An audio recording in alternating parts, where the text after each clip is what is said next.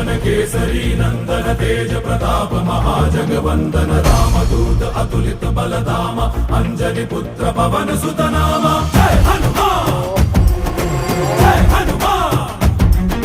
भूत पिशाच निकट नहीं आवे महावीर जब नाम सुनावे संकट से हनुमान छुड़ावे जन्म जन्म के दुख बिसरावे।